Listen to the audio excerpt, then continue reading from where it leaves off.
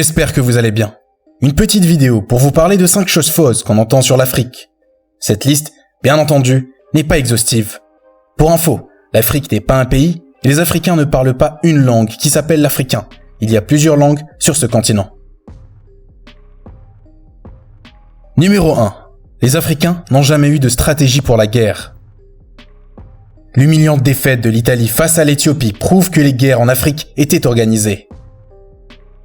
Si on remonte loin dans l'histoire, on peut remarquer que les anciens royaumes africains florissants dépendaient largement de leurs guerriers et de leurs militaires pour leur protection et leur expansion.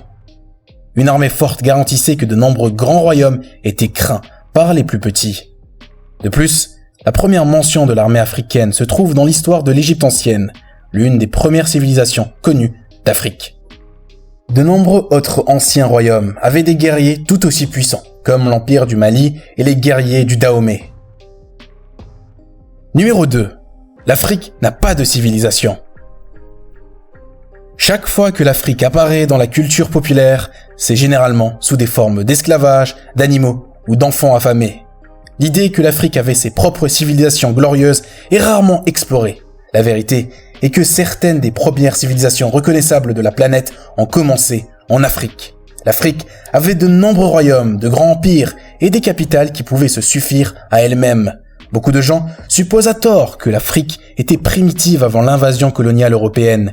Ils croient à l'idée selon laquelle c'était un lieu sans ville, sans empire, sans commerce et en d'autres termes, sans civilisation.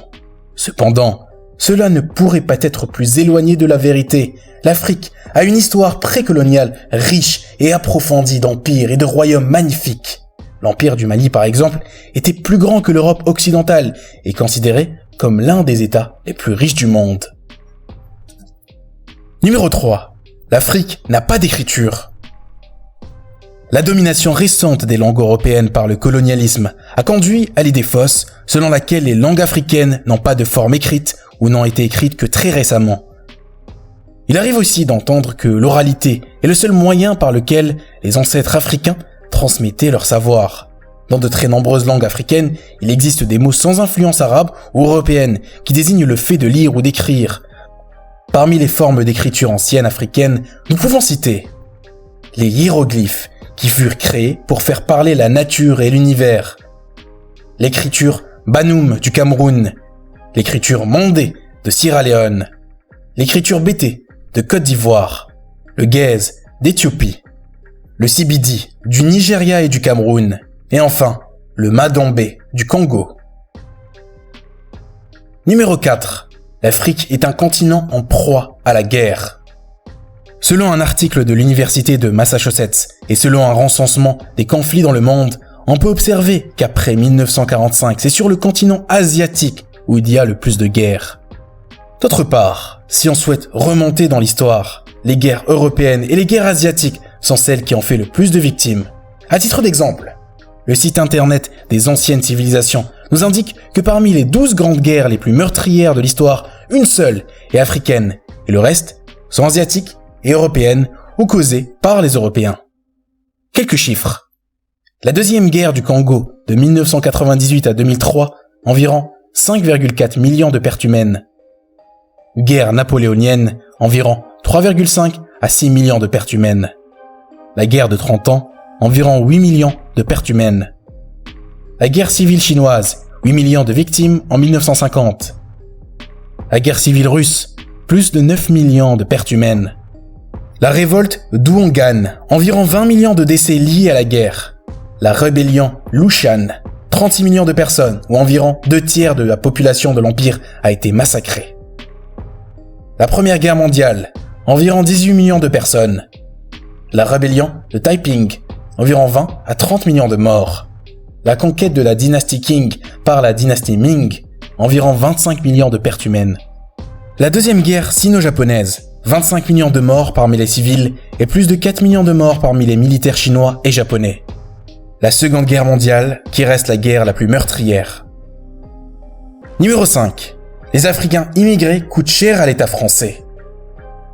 Il est important ici de s'intéresser à l'histoire de France.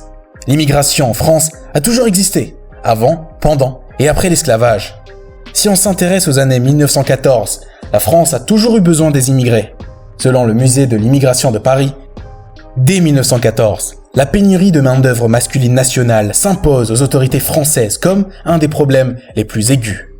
La féminisation du marché du travail et le nombre relativement faible des prisonniers de guerre s'avèrent insuffisants, si bien que le recours aux travailleurs étrangers, coloniaux et chinois apparaît comme une nécessité pour la France. De nombreux étrangers ont donc été recrutés pour travailler sur le sol métropolitain pendant la guerre. Comme étrangers, on peut citer les Algériens, les Marocains, les Tunisiens, les Indochinois, les Chinois, les Malgaches et les Sénégalais. Selon l'OCDE, les émigrés rapportent davantage que ce qu'ils ne coûtent. Dans tous les pays, la contribution des émigrés sous la forme d'impôts et de cotisations est supérieure aux dépenses que le pays consacre à leur protection sociale, leur santé et leur éducation. Contrairement à certains raccourcis du type « les migrants coûtent très cher à la France », ils sont plus au chômage, ils perçoivent plus d'allocations, l'OCDE nous indique que ce raccourci ne reflète pas du tout la réalité, car les immigrés font souvent partie de la population active et cotisent donc beaucoup. Toujours, selon l'OCDE, aujourd'hui, les dépenses publiques consacrées aux immigrés sont faibles par rapport aux dépenses engagées dans les domaines comme les pensions de vieillesse et de réversion, la maladie, l'invalidité, l'éducation et la santé. D'autre part, l'immigration estudiantine constitue un avantage économique pour la France. Premièrement, les frais d'obtention de visa et les frais de renouvellement de titres de séjour représentent un gain non négligeable pour la France. Deuxièmement, certains étudiants font le choix de rester sur le sol français après leurs études, ce qui constitue une main-d'œuvre qualifiée pour la France.